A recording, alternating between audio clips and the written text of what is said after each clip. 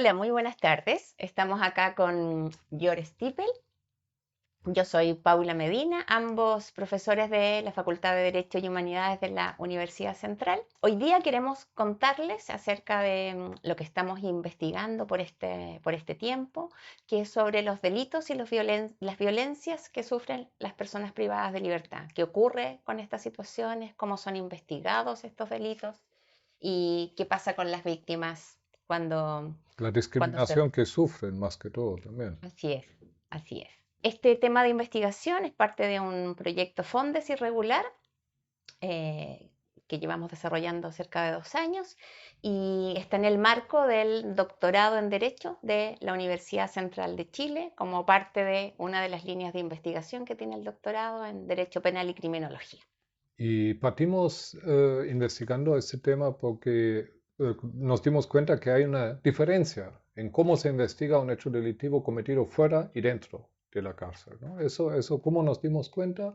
Uno pregunta, nos fijamos en estadísticas. Entonces vimos que el Ministerio Público, todos tienen acceso a eso, produce estadísticas, ¿no?, que indican en cuántos delitos lograron esclarecer los hechos, ¿no? Esos son los hechos con imputado conocido, en cuántos delitos, digamos, no se lograron esclarecer los hechos. Esos son los delitos con imputado desconocido. Entonces nosotros en un primer paso pedimos a través de un convenio también que tenemos y que teníamos con el Ministerio Público acceso a una base de datos del Ministerio Público, ¿no? Y ahí vimos que, claro, hay una diferencia entre los resultados de investigaciones de delitos que tienen el sitio de suceso, es decir, el sitio de suceso dentro de Gendarmería de Chile y los que tienen otro sitio de suceso, ¿no? ¿Qué quiere decir sitio de suceso? Quiere decir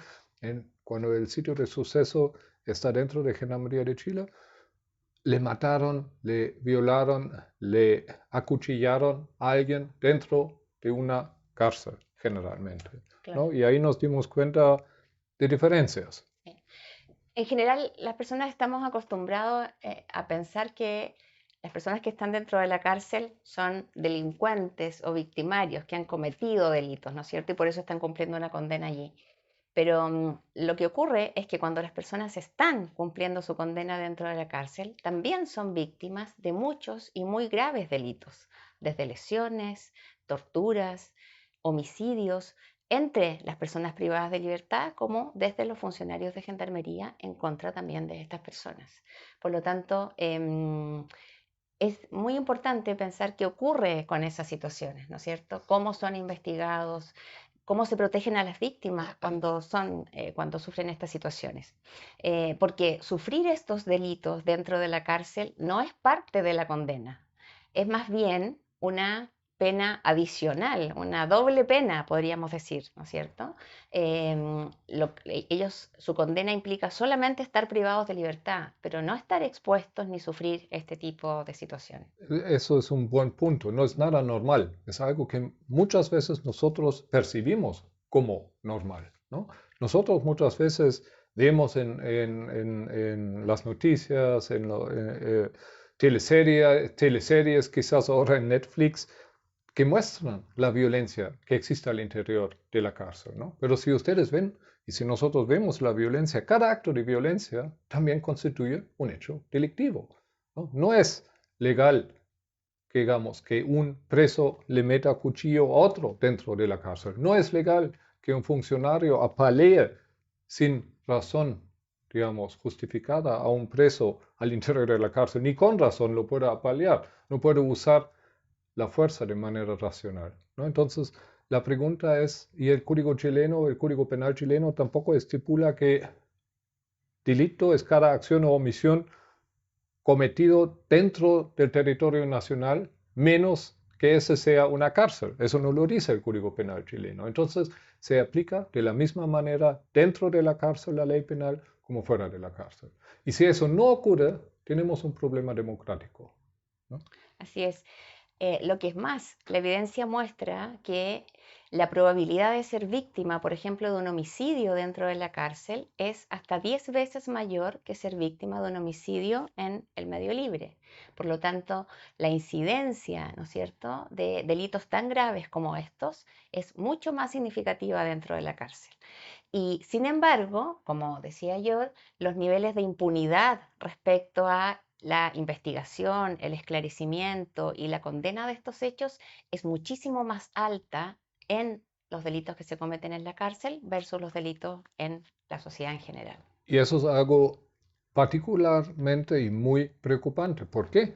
Porque si ustedes se ponen a pensar y si nosotros nos ponemos a pensar, dentro de la cárcel, la persona privada de libertad está bajo el control del Estado. Supuestamente, cada actividad, todo lo que hace está supervisado de alguna manera. Hay cámaras, hay funcionarios, todos pagados y todo pagado con nuestros impuestos. Y el Estado, además, según la jurisprudencia internacional y la normativa internacional, es garante de la seguridad de las personas privadas de libertad al interior de la cárcel. Es decir, hasta cuando se dan casos de riñas, digamos, ¿quién tiene la responsabilidad de evitar que se den esas riñas? Es el Estado.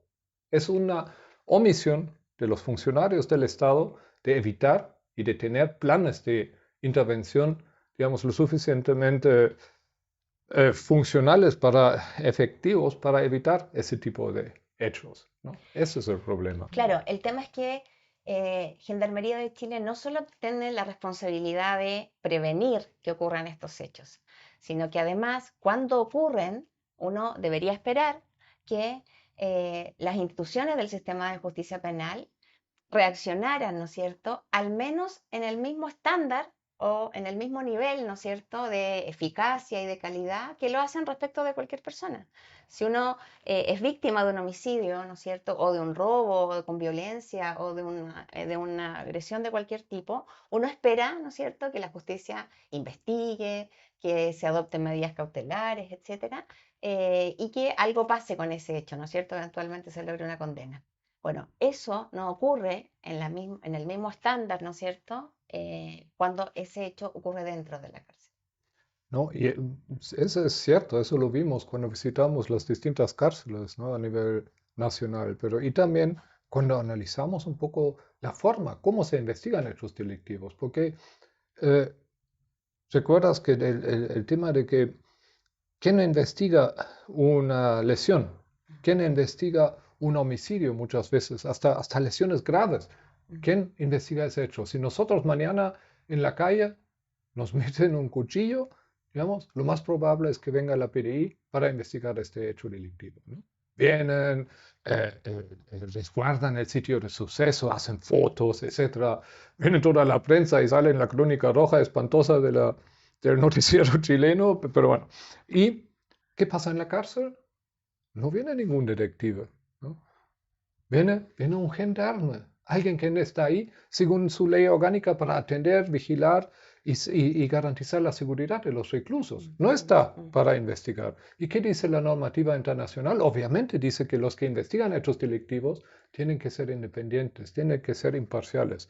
Y eso no ocurre en las investigaciones de delitos Especialmente cuando son delitos donde eventualmente la responsabilidad podría ser por parte de la institución penitenciaria. En esos casos, con mucha mayor razón, ¿no es cierto?, se requiere un organismo independiente que investigue esos delitos, que no sean ellos mismos los que toman declaraciones a víctimas, ¿no es cierto?, o al eventual victimario y recolectan los medios probatorios. Sí, así es. Imagínense teóricamente, cada delito que se cometa al interior de la cárcel puede tener la razón y una causa puede ser una omisión del personal que está a cargo de resguardar la seguridad. Puede haber algún funcionario que no ha cumplido con sus deberes, ¿no? Y esa entonces se le debería iniciar una causa penal por omisión, quizás porque está ahí como garante de la seguridad del resto. Y si incumple con eso, se hace Sí. responsable penalmente. Bueno, de hecho, uno de los factores, ¿no es cierto?, de las causas de que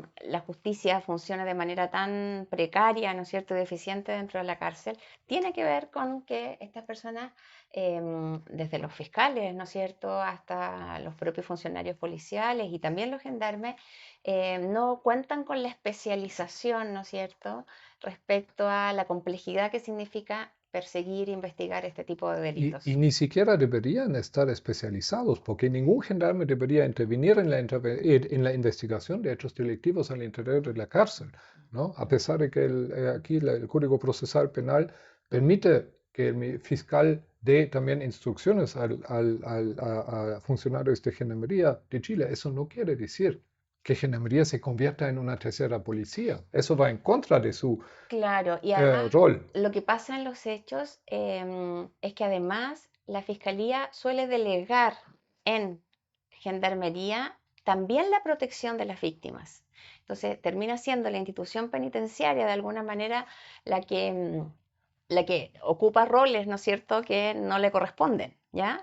Debiese ser la fiscalía que tuviese un modelo, un sistema de protección de víctimas también cuando estas personas son víctimas dentro de la cárcel y resguardar, ¿no es cierto?, y preocuparse de que efectivamente Eh, esas medidas de protección a eh, víctimas sean efectivas. Eso es un buen punto, digamos, lo que dices, Paula, porque el hecho de que Gendarmería esté investigando eso se debe a que el resto no hace su pega.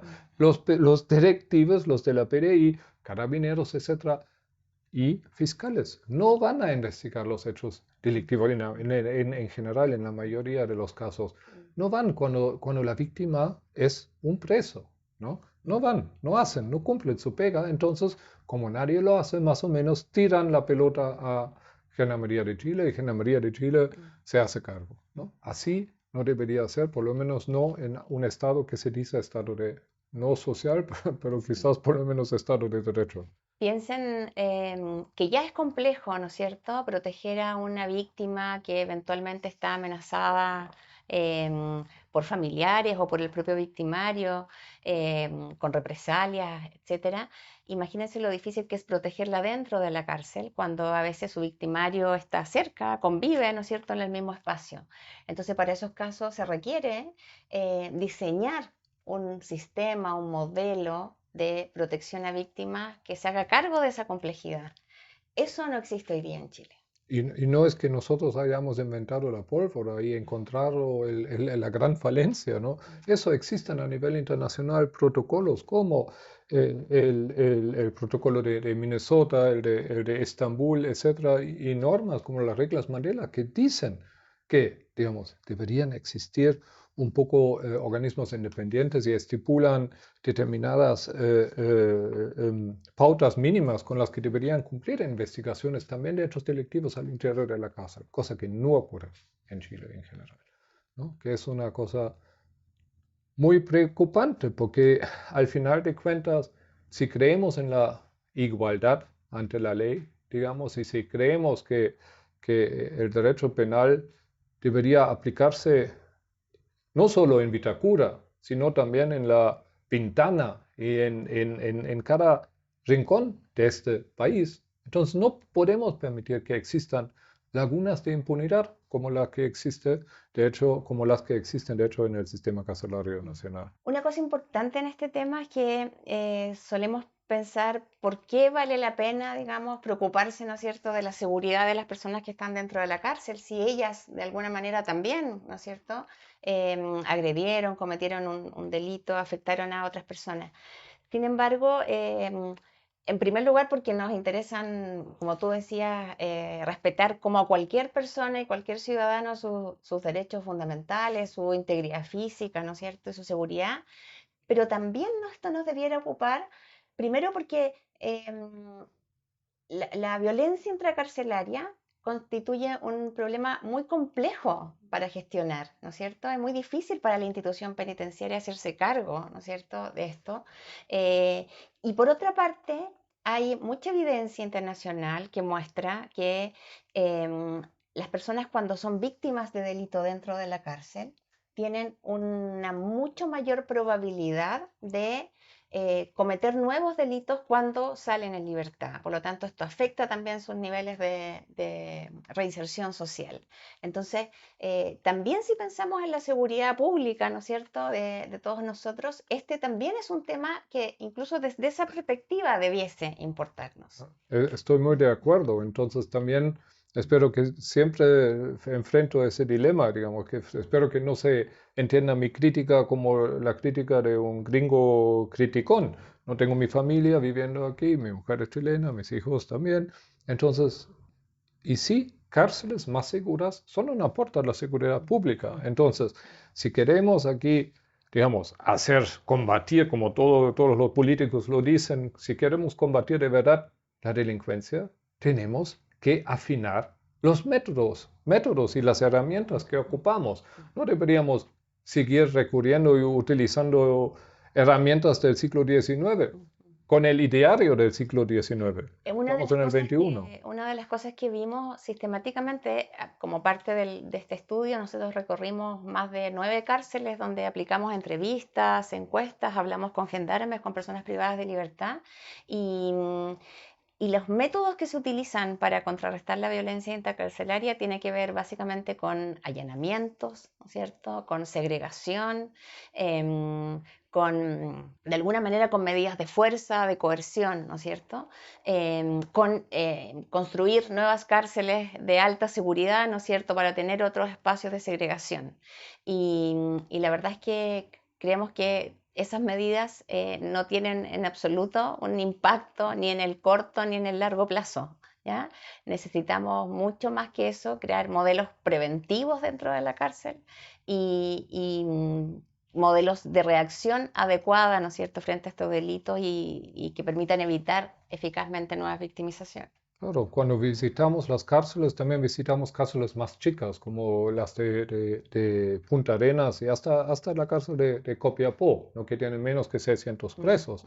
Y también vimos que los niveles de violencia y la percepción de violencia que tienen las mismas personas privadas de libertad en estos centros es menor, ¿no? Es decir, cárceles más chicas generalmente son menos violentas porque se pueden administrar mejor. ¿Y qué hace aquí, qué se hace aquí en todas las políticas penitenciarias de los últimos 20 años, digamos? Se construyen cárceles, megacárceles. Ahora Santiago I, después de la ley de densificación, con 5.000 personas privadas de libertad, 1.500 personas. Esos son factores, obviamente estas cárceles generan también más violencia. Y también lo constatamos en nuestro estudio. Entonces hay que repensar un poco el tipo de cárcel que uno construye, ¿no? Hay buenos ejemplos en Chile también, ¿no?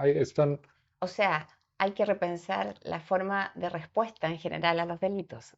Podríamos más bien creer que lo mejor es menos cárcel, ¿ya? Y buscar otras alternativas, ¿no es cierto? Como se ha discutido históricamente. Pero las cárceles que tenemos que ser capaces de administrarlas de la mejor forma posible. Sí, y tener, digamos, penas más cortas, digamos. Hace tiempo que ya van en el quinto proyecto de reforma al Código Penal, digamos, hay que revisar las penas privativas de libertad. Si uno pretende resocializar a alguien, es decir, inculcarle nuevos valores y quizás ayudarle a que pueda sostenerse por su propia cuenta una vez que salga de la cárcel, no tengo que dejarle durante 10 años en el ocio del patio, digamos, no haciendo nada. Tengo que agarrarle y trabajar con él. Y eso también requiere un cambio estructural de Gendarmería de Chile. Gendarmería de Chile tiene una estructura anacrónica, ¿no? Clasista, Militarizada. militarizada, clasista, con casinos y lugares para suboficiales y oficiales. En el siglo XXI, eso ya no corresponde, digamos, a nivel de un país que está en la OECD, a mi criterio. Así es. Hay que repensarlo, por lo menos. La, si pensamos incluso en este tipo de situaciones de victimización, como un gendarme, ¿no es cierto?, que ha sido formado en una estructura de obediencia, fácilmente replica, ¿no es cierto?, estos modelos también en la relación que establece con las personas privadas de libertad. Y por lo tanto se transforma finalmente en un reproductor de la violencia más que en un elemento de contención o de cambio de las dinámicas que allí ocurren. Por lo tanto, esto también tiene que ver con cómo pensamos la formación de los gendarmes y la formación en general de las personas que trabajan dentro de la cárcel. Hay una distinción muy fuerte y muy marcada entre los funcionarios penitenciarios, ¿no es cierto?, y todos los profesionales del área técnica que están muy lejos de la población penal y que solo se relacionan puntualmente con estos, cuando debiese ser al revés, debiésemos tener a los Total. gendarmes, ¿no es cierto?, en las afueras de la cárcel y la intervención de psicólogos, trabajadores sociales, profesores, médicos, debiese ser el núcleo de lo que ocurre dentro de los Y, penales. de acuerdo. Y también hay que repensar si se quiere seguir con Gendarmería de Chile, ¿no? O se vuelve al nombre que tenía esa institución antes del golpe del Estado. Antes se llamaba Servicio de Prisiones, ¿no? ¿Por qué no volvemos a un servicio Porque es de un prisiones? servicio. Era un servicio, ¿no? No era una estructura militarizada castrense que donde, donde la, coarta la donde la creatividad. seguridad termina siendo el eje y el sentido de todo lo que allí ocurre. Claro, y donde además hoy en día, digamos, si yo quisiera ser mañana gerente de un hotel donde se alojan 1000 personas, a mí me van a exigir títulos de, no sé, De de administración, de administración, gestión, quizás un de recursos humanos. magíster, todo eso, ¿no? No me van a... y aquí estos funcionarios de gendarmería que han pasado quizás por 2 años por la escuela de oficiales, ¿no? ¿Qué se les exige, ¿no? Eso. Y antes del golpe teníamos ¿Te acuerdas profesionales. Quienes en otros países manejan cárceles son abogados, sí, psicólogos, profesionales, gente que ¿te haya... acuerdas que parte de lo que le preguntábamos a los gendarmes cuando los entrevistábamos era si la formación que habían recibido en la escuela de gendarmería les servía en su práctica cotidiana en la cárcel para gestionar los conflictos, para gestionar las situaciones?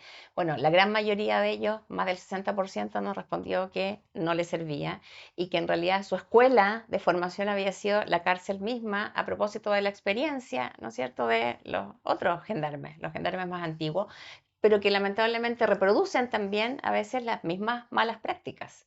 Por lo tanto, Sí, son unos esta formación... funcionarios súper olvidados, digamos. Son Mm, funcionarios cuya labor no se valora, ¿no? Que tienen una labor súper difícil mm, y que además sí, ni siquiera se les prepara para que puedan cumplir sí, sí. decentemente ese Y que trabajo. han sido olvidados por el Estado Olvidados y por el también por la Estado. política estatal.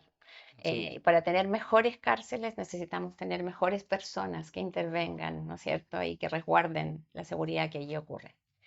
Por lo tanto, hay que preocuparse también mucho de los funcionarios de gendarmería. Sí, entrevistamos hasta a funcionarios